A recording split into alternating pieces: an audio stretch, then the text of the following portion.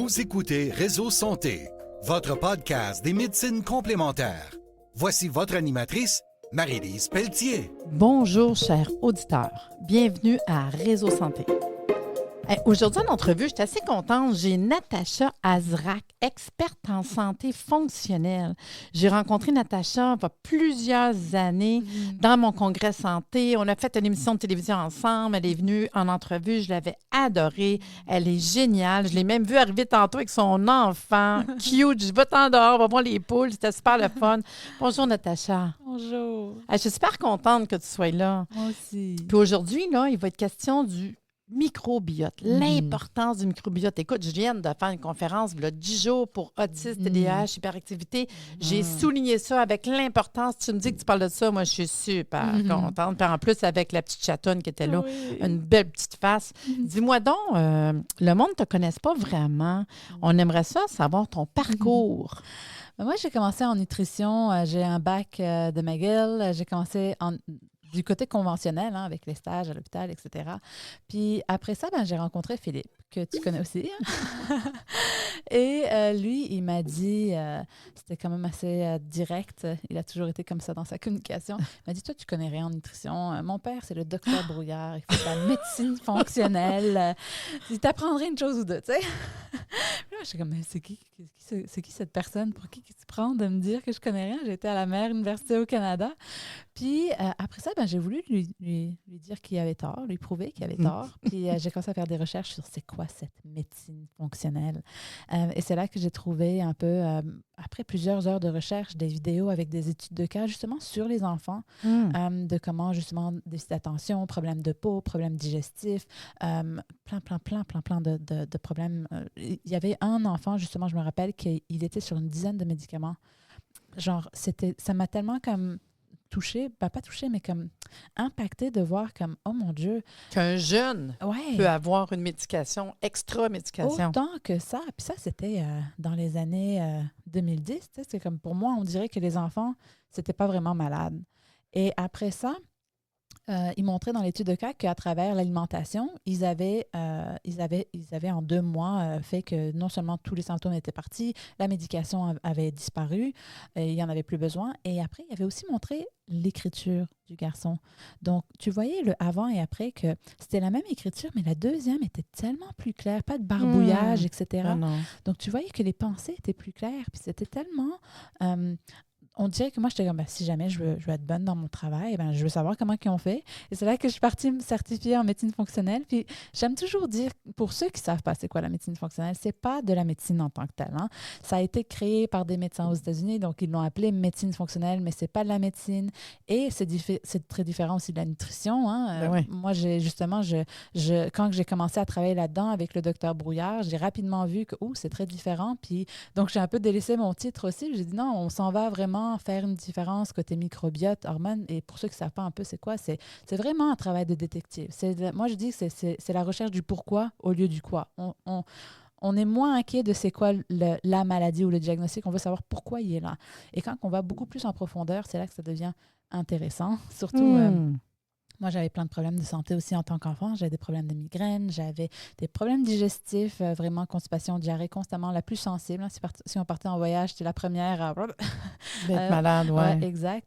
Et donc, en gros, ça a été très intéressant aussi de l'appliquer sur moi et de voir que toutes ces années où mes parents m'amenaient d'un spécialiste à l'autre et qu'on essayait différentes techniques et que ça ne fonctionnait pas, que c'était relié à mon microbiote. Et c'est pour ça que je suis aussi passionnée de dans le microbiote. Encore plus parce que tu as un enfant. Encore plus. Écoute, pendant la grossesse, veux pas, tu peux pas ne pas y penser à un moment donné, quand on est en conscience de ce microbiote-là, en fait. Absolument. Là. Mais amène-nous là. Amène-nous au microbiote, justement. Oui, parce que c'est sûr que moi, au niveau clinique, en travaillant avec le docteur Brouillard avant qu'il prenne sa retraite, c'était beaucoup... notre spécialité, c'était tout ce qui était douleur chronique, fatigue chronique, fibromyalgie, les cas plus complexes de santé. Mais moi, ce qui me tenait le plus à cœur, c'est que ces personnes-là, combien d'années qui ont souffert avant de comprendre que c'était relié au microbiote. Et d'où ça vient, ça? Pourquoi est-ce que les gens ont un mauvais microbiote? Pourquoi est-ce que c'est tant une épidémie? Les statistiques, la Fondation canadienne des maladies digestives, elle dit que c'est 60% des Canadiens qui ont un diagnostic de maladie digestive. Ça, c'est sans parler tous ceux qui ont juste des petits ballonnements ici et là, un peu de constipation. Donc, c'est vraiment une vraie épidémie, là, si 60% ont le diagnostic. Là. Donc, en gros, ça m'a... Moi, je suis comme ça, j'adore savoir le pourquoi, mais l'ultime prévention, qu'est-ce qu'on peut faire? C'est là que j'ai commencé à voir, ton microbiote est impacté par, numéro 1, En fait, il y a tellement de choses que je pourrais parler parce que même ça, je pense que tu vas aimer. Je ne sais pas si tu connais cette étude. La qualité du spermatozoïde du père, le spermatozoïde a une durée de vie de 120 jours. Donc, les 3 mois avant la conception, le style de vie du père est très, très important, son alimentation aussi. Parce que si la qualité du spermatozoïde n'est pas bonne, même s'il y a une implantation qui se fait, donc par exemple, la fécondation et ensuite l'ovule fécondé se implante dans l'endomètre. Donc, il y a grossesse, un test positif qui revient positif. Il peut y avoir fausse couche à cause de la qualité du spermatozoïde qui n'est pas assez bonne. OK, mais ça, tu vois, je ne savais pas. Ça, c'est hot, là. Quand j'ai vu ces études-là, ça m'a vraiment frappée parce que je me disais, mon Dieu, combien de femmes qui pensent que c'est de leur faute parce que la fécondation a été faite? Alors que leurs maris, ils prennent, tu sais, des fois... on s'entend en plus qu'aujourd'hui, la qualité du spermogramme, c'est pas comme avant non plus. Hein? Ouais. Le nombre, c'est niaiseux, mais je veux dire, en fait, c'est ça qui va donner le spermatozoïde puis l'ovule. Puis dans le fond, on part de là. C'est là que se fait toute la transformation. Là. Exact. Fait que j'avoue que, tu sais, je me suis jamais arrêtée à ça, mais je trouve ça super le fun. Moi, je trouve... Fait que ton 3 mois avant, c'est un peu comme quand on parle de la flore qu'il faut travailler avant l'accouchement, mais ça veut dire que même la mère et le père, avant de dire qu'on fait un bébé, ça vaut la peine de vraiment se mettre sur notre exact. Wow, c'est tellement en santé. Drôle, parce que moi, quand j'étudiais à McGill, une de mes profs, elle avait publié l'importance de... les folates, on en parle toujours pour les femmes, mais l'importance des folates pour la qualité du spermatozoïde. Ouais. Donc, on parle d'alimentation, pas juste chez la femme, mais chez l'homme aussi. Et ça, je trouve que c'est important parce que c'est tellement comme... Quand il y a des problèmes de fertilité, il n'y a rien qui est comme plus... tellement... Mais il n'y a rien qui est comme... Je pense que les femmes prennent beaucoup ça les impacte encore plus quand elles prennent beaucoup ça sur leurs épaules. Mais les hommes ont leur travail aussi. Et tout ce qui est question de microbiote, c'est aussi avant, parce qu'une fois que tu es dans la grossesse, c'est là que tu commences à transmettre le microbiote à ton enfant. Et ensuite, c'est toute question qui est l'accouchement, est-ce que c'est fait par voie vaginale ou césarienne. Et moi, j'aime aussi beaucoup parler d'options, parce que des fois, on n'a pas le choix d'avoir une césarienne. Ça peut arriver. Bien, c'est quand même de plus en plus un geste automatique. C'est triste à dire, mais il y en a beaucoup, beaucoup, beaucoup. Puis, tu sais, t'en parles, mettons, exemple, c'est ce que tu veux expliquer, c'est que quand il y a un accouchement naturel, vaginal, c'est une des manières de donner notre flore à notre enfant. Mais si on s'en va dans une salle qui est aseptisée, que tu vas sortir par le ventre, c'est sûr que tu vas avoir l'aseptie. Exact. On devrait, ça va être cru un petit peu. Moi, c'est ce que je conseille à mes clientes. Si jamais ils ont un accouchement par césarienne, les sages-femmes me le diraient. On devrait passer notre main, je ne vous dis pas de rentrer. Non, mais tu sais, je vais être claire, passer la main près du vagin, comme un bébé qui sortirait, puis de venir frotter sur le bébé. Absolument. Juste ça, déjà, on peut donner, parce que sinon, ils vont prendre rien, parce que c'est aseptisé, mais malgré tout, ils peuvent prendre de quoi qui vient des personnes qui sont là, même si ont un masque. Exact. Mais juste ça, déjà, ça peut a été être gros. prouvé scientifiquement. Oui. Moi, j'en parle sur ma page YouTube parce que j'ai plusieurs vidéos. Puis le plus qu'on a ces études scientifiques, moi, je pense que c'est un de mes dadas, justement, de pouvoir montrer que c'est pas juste comme on parle du naturel. Non, il y a de la science derrière ça. Et il y a encore beaucoup de médecins qui ne sont pas au courant. Mais quand on fait un peu le plan de naissance ou quoi que ce soit, c'est important de parler de, OK, si jamais il y a des scénarios de quoi que ce soit, qu'on veut pouvoir donner cette flore à notre enfant, mais aussi de travailler notre flore avant. Ben oui, avant l'accouchement. Moi, même quand que je vais discuter avec quelqu'un, même un mois avant, c'est mieux que rien. Là. Si on est capable d'aller travailler la flore avant, là, ce serait tellement merveilleux, mon Dieu Seigneur. Parce que dans le fond, la flore de l'enfant, c'est la flore de la mère. Fait que si ta flore n'est pas bonne, bonne, ben tu nous Exact. donnes une fleur pas bonne. Puis Exact. doublement, si on a un terrain, malheureusement, à maladie du intestinale, maladie Exact. chronique, colitis ulcéreuse, ou même, comme tu dis, juste des crampes ou des ballonnements, Ouais. ben l'enfant, après, déjà, on anticipe les coliques Mhm. on a des Oh, enfants. oui. Mais si déjà tu arrives avec quelque chose comme ça au départ, là, Ouais. c'est fou, là. Ouais. Moi, justement, c'était quelqu'un qui m'a fait remarquer récemment que Naya, elle n'était jamais tombée malade. Je pense qu'elle est tombée malade la première fois à comme 8 mois, mais c'était parce qu'il y avait quelqu'un qui était vraiment comme en train d'apchoumer dans toute la maison. mais elle n'avait jamais eu de problème de peau ou quoi que ce soit, ni de problème, genre vraiment rien Mais non. du tout. Puis je vais toucher du bois. Mais c'était comme si les mères autour de moi me disaient « Mais non, t'as rien du tout, pas de... » Et on dirait que pour moi, c'était comme normal. Mais c'est vrai, quand on regarde les statistiques, c'est 60% des bébés à 6 mois qui sont sur médication anti-acide. Donc, c'est quand même beaucoup, là, Ben, il y en à a cause plein. de reflux, etc. Ouais. C'est tellement prévalent, C'est mais fou. ça vient tout de la flore. Et donc, moi, je dis tout le temps, le plus tôt, parce que des fois, on parle, oui, de 3 mois avant, mais ça, c'est le minimum. Oui. Le plus tôt qu'on peut travailler, parce que des fois, ça fait des années qu'on peut avoir des problèmes inflammatoires. Il y a certaines personnes aussi qui ont des génétiques beaucoup plus lentes que d'autres. Il y a aussi d'autres problèmes. Moi, il y a 7 étapes que je fais au niveau clinique qui permettent aux gens de trouver les causes de leurs différents défis de santé. Et on peut passer à travers parce que c'est quand même assez rapide. Mais moi, j'ai été chanceuse, en fait, de travailler avec le docteur Brouillard. Puis ça, un peu grâce au volume de personnes que j'ai suivies. Dans ma première année de travail avec lui, j'avais vu 200 nouvelles personnes. Donc, c'était ce volume-là qui m'a fait voir que si on ne suit pas un ordre spécifique, tout est beaucoup plus long. Donc, si jamais tu veux des résultats durables, que ça fonctionne et pas que ça soit... Parce que de nos jours, je pense qu'on utilise...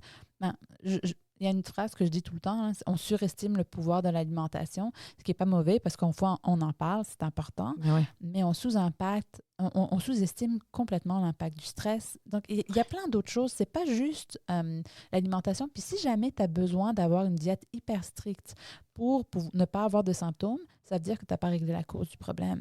Donc, il faut faire attention de ne pas utiliser l'alimentation comme patching, hein, Ben, de toute façon, il y en a plein, mettons, qui vont me dire moi, j'ai ça, puis pourtant, j'ai coupé ça, puis j'ai encore des problèmes. Mais c'est ça, c'est peut-être pas ça le problème. Ben, moi, tu vois, les 7 étapes, la première, c'est qu'on travaille sur le système de digestion. Puis c'est vraiment au niveau, quand on regarde le système digestif, ça commence un peu avec l'estomac. C'est lui qui va produire assez d'acidité pour bien digérer les aliments. Et si tu ne digères pas ces aliments, tu ne pourras pas les absorber. Même si tu as la meilleure diète bio, quoi que ce soit, imagine tout l'argent et le temps qu'on a investi dans bien cuisiner, mais qu'on n'arrive pas à le digérer. On ne pourra pas l'absorber. Donc, il faut s'assurer de bien digérer. Ensuite, il faut s'assurer de bien absorber. Donc, au niveau du système digestif, il y a l'estomac, le petit intestin qui va absorber. Puis ensuite, le gros intestin qui, lui, a la flore, le microbiote. Les bactéries ne sont pas dans le petit intestin. Le petit intestin est là pour absorber. Assimiler. Exact. Mais si jamais il y a trop de bactéries, là, c'est là qu'on fermente et qu'on a justement tous ces gros ballonnements. Hein. Des fois, il y a des personnes, ils vont se réveiller le matin, puis ça va bien, puis après, quelques heures à chaque fois qu'ils mangent, ça gonfle, puis ils ont l'air de 3-4 mois enceintes. Donc, ça, c'est pas normal. Et en gros, si jamais tu n'as pas une bonne absorption et une bonne fermentation, ça va faire que tu vas avoir tous ces problèmes digestifs. Donc, ça, c'est un peu comme la base. Et moi, justement, j'ai un programme en ligne qui s'occupe de cette base un peu en version autonome parce que le plus tôt qu'on peut travailler sur notre microbiote, le mieux. Mais après ça, en clinique, il faut souvent être encadré pour faire la suite parce que c'est un peu plus complexe. Mais le système 4, c'est le système de biométabolisation. Comment ton corps va transformer tout ce qui rentre dans son système et donc comment il va le métaboliser. C'est super important parce que si jamais au niveau digestif, tu n'as pas fait la base en premier, tu vas avoir beaucoup plus de choses qui vont rentrer dans ton système. Donc, c'est pour ça que je fais les choses en ordre. Et donc, quand on travaille sur la biométabolisation, ça impacte beaucoup ta production hormonale. C'est pour ça que la production hormonale va être comme le système 5 après. Hein. Des fois, il y a certaines personnes, par exemple, qui arrivent à la ménopause puis disent « Ah, mon Dieu, c'est les hormones, mon problème. » Mais si jamais ils ont un débalancement au niveau de leur flore, etc., ils vont avoir de l'inflammation qui vont venir de leur système digestif qui va débalancer leurs hormones. Et donc là, c'est comme si on travaille un peu... souvent, les gens vont prendre plein de suppléments ou de l'hormonothérapie ou quoi que ce soit. Mais ça ne réglera pas grand-chose. Exact. Et des fois, ça peut même empirer le problème. Parce que si jamais on donne, par exemple, de la progestérone et qu'on a beaucoup d'inflammation, il y a un peu le processus en médecine fonctionnelle qu'on appelle un peu le cortisol steal. C'est comme si l'inflammation va voler notre progestérone. Donc, le plus qu'on donne de progestérone, le plus que ça va nourrir l'inflammation. Donc, des fois, il faut faire attention. J'ai eu quand même plusieurs professionnels de la santé qui ont fait mes programmes et des fois, ils ont l'impression que oui, mais c'est des hormones bioidentiques ou quoi que ce soit. Mais il faut quand même faire attention de travailler sur pourquoi est-ce que le débalancement hormonal était là en premier. Et donc, système digestif, biométabolisation. Et ensuite, on travaille sur les hormones parce que c'est là qu'on voit c'est quoi qui reste. C'est là plus de l'optimisation. Donc, c'est ça un peu les hormones. Ensuite, là, on arrive au niveau de l'optimisation. Qu'est-ce qui reste? C'est là qu'on est capable de voir, OK, s'il y a encore des petits bobos. Parce que la fondation est très bonne, on est capable d'aller voir, OK, les problèmes plus complexes, comme tout ce qui est problème de moisissure, etc. Et ensuite, la fin, moi, j'appelle ça le système de maintien.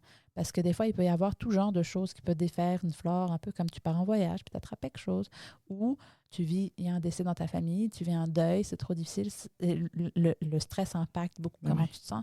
Donc, toutes ces choses-là, c'est important à avoir des connaissances de comment rebâtir les choses, comprendre le langage de notre corps. Donc, c'est un peu ces 7 étapes que moi, j'aime que les gens fassent bien avant de tomber enceinte, et les 2 parents, pour que justement ils transmettent non seulement le meilleur microbiote, mais aussi qu'ils transmettent ces connaissances. Il n'y a rien de mieux de modéliser comment être en santé à nos enfants. Et moi, c'est ce qui me passionne le plus, parce que si jamais on travaille sur les futurs parents, les personnes avant qui deviennent parents, ben, en une seule génération, on peut éliminer la majorité des maladies chroniques. Oui. Toute la base est là. C'est une base, c'est les piliers. Exact. C'est eux autres qui vont fabriquer. On ne réalise pas qu'on fabrique. Je sais bien que ça part d'un ovule, puis comme on disait tantôt, d'un spermatozoïde, mais c'est gros parce que c'est eux autres qui s'en vont faire le reste. Là. Exact. Puis après, on va faire d'autres. Ouais. Non, mais c'est vrai. C'est super important. J'aime comment tu dis c'est d'autres parce qu'on n'y pense pas, mais justement, dans les, je dirais, 60 dernières années, les microbiotes d'aujourd'hui sont tellement pires qu'avant parce qu'on a transmis un microbiote de pire en pire. Et là, avec toute la transformation alimentaire, etc. Donc, c'est vraiment comme triste de voir qu'on s'empire avec les générations. Oui, parce que moi, je le vois, mettons, comme moi, mes enfants. Mes enfants ont fait des petits-enfants. Mais tu sais, j'ai commencé, ça fait 40 ans, là. Fait que tu le vois, je suis rendue dans ma génération, la génération de mes enfants, de mes petits-enfants. Fait que quand je les vois, tu peux voir une différence, tu sais, dans tout ça. Fait que moi j'y crois plein, c'est sûr. Tu sais, je trouve ça super intéressant, ce que tu dis. Je vais quand même prendre 2 minutes pour dire à nos auditeurs, ton site web, c'est quoi? Universvital.com. D'accord. Tu as une page Facebook? Oui. Et que ce soit sur Facebook, Instagram ou YouTube, c'est toujours Natacha Azrak. J'ai gardé ça très simple. Je sais que mon nom de famille n'est pas facile. Mais je vais quand même tout mettre ça sur la page de notre podcast. Puis, on a parlé tantôt d'un programme en ligne, tu sais, hors d'onde. Je disais, il faut en parler. Mais vas-y, en ligne, qu'est-ce que tu peux offrir à tous, là? En fait, ces 7 étapes-là, les 3 premières peuvent se faire en version autonome en ligne, mais les 7, c'est par cohorte. Et c'est vraiment comme, avec mon expérience, avant, je faisais beaucoup de programmes en individuel, mais j'ai vraiment vu qu'en groupe, c'était encore plus intéressant. Bien, il y a l'effet de groupe, j'imagine. Puis aussi, les gens font plus de connexion quand ils entendent les questions des autres. Ils font comme « Ah, mon Dieu, moi aussi, j'avais ça, moi aussi, j'avais ça. Je pensais que c'était normal. » Et donc, on a commencé à faire ça en cohorte et vraiment, non seulement avant, les programmes en individuel prenaient 6 à 12 mois. Et maintenant, c'est comme en 3 mois qu'on est capable d'avoir les mêmes résultats. Fait que dans le fond, ce que tu fais, c'est que je le sais que tu en fais un qui s'en vient, je crois. Oui, en janvier. Mais en fait... Ça va être le dernier. Oui, parce qu'on le dit, là, Je l'ai comme déjà annoncé que ça serait le dernier, et donc elle est complète en théorie. Mais j'ai dit aux gens que je ferais exception cette fois-ci, puis je prendrai une plus grosse cohorte, parce que justement, ça se peut très bien que ce soit la dernière, parce que c'est la première que je vais faire en tant que maman. Et donc, je ne sais pas comment ça va être. Et puis ça fonctionne comment? Le monde s'inscrit. Exact. Un coup qui s'inscrit, c'est à toutes les... En fait, c'est 4... Ils ont 4 contacts par semaine avec moi. Quand même. Oui, c'est très, très, très... Même si c'est en groupe, c'est très personnalisé parce que dans l'approche que moi, je dis toujours, c'est très important, le momentum et l'ordre. Si jamais tu ne fais pas les choses au bon moment, tu vas perdre le momentum. Mais là, tu n'as pas le choix, là, c'est 4 fois par semaine. Exact, pendant 3 mois. 4 fois par semaine pendant 3 mois. Mais en fait, oh my God, OK. 4 fois par semaine que je suis là pour répondre aux questions. OK. Mais s'ils n'ont pas besoin, ils vont regarder des vidéos 1 fois par semaine. Là. Ah, OK, c'est bon. Fait que dans le fond, il y a des vidéos, puis il y a des rencontres. Fait qu'il y a quand même un accompagnement. Oui, exact. Parfait. Puis ça dure pendant 3 mois. Exact. Ça, ils sont venus travailler sur les premières Les clés 7 importantes. étapes. Ah, les 7 étapes au OK, complet. D'accord. Mais les gens qui sont en train de s'inscrire là, parce que je pense qu'on a ouvert les inscriptions en septembre, puis en une semaine, c'était tout rempli. Et là, en tout cas, il y a eu plein de synchronicités qui ont fait que j'ai dit, non, on va commencer en janvier, parce que là, avec tout le voyagement, etc., le livre de Philippe. Et donc, en gros, on va commencer en janvier, mais la préparation des 3 premières étapes, les gens sont en train de la faire là. Oh. Comme ça, en janvier, on commence, puis on va beaucoup plus vite. On n'est pas en train de travailler encore sur la fondation. On peut quand même commencer encore en janvier, mais là, je ne sais pas à combien que je peux accepter de personnes, mais je sais que je voulais faire vraiment le maximum que je pouvais. Et après ça, on verra. Je sais que ça fait longtemps qu'on me demande des formations pour professionnels, donc je vais essayer de faire ça, voir si jamais on peut avoir plus de cohortes, justement, avec d'autres professionnels de la santé, parce que je sais que j'adore mon rôle de maman. Je trouve ça fascinant, hein, voir quand les enfants sont en forme comme ça, comment ça se développe. Wow! En tout cas, toi, t'en as eu de petits-enfants. Oui, je suis rendue à 9 hein? petits-enfants. Fait que oui. Puis je veux savoir, est-ce que tu fais encore la consultation en privé quand même ou c'est juste des cohortes? Non, seulement. J'en prends 2-3 par année, mais vraiment, j'essaye vraiment. Les gens, c'est vraiment une meilleure expérience en groupe. Donc, c'est vraiment par exception, tu vois. Puis, tu sais, sur YouTube, tu me disais déjà, si les gens vont te voir sur YouTube des vidéos, il y en a d'informations. Là. Fait qu'il n'y a pas de souci, ils peuvent aller voir là. Et j'ai une belle série aussi sur la maternité. Vraiment, j'ai plein de gens qui disent, ils commencent en vidéo, puis là, ils les écoutent toutes. Puis ils ont dit, même des professionnels qui me disent, j'ai écouté toutes tes vidéos, c'était tellement bon. Donc, j'en fais pas assez à mon goût, mais voilà, je sais qu'il y en a déjà beaucoup de contenu. Je trouve ça le fun, Natacha. Je te remercie beaucoup d'être venue nous raconter ton histoire aujourd'hui, puis ton programme avec tes 7 étapes. Je trouve ça vraiment le fun. Puis je pense qu'on a donné des bonnes informations à nos auditeurs. Ouais. Sur ça, je te remercie, puis je vais te dire à bientôt. Oui!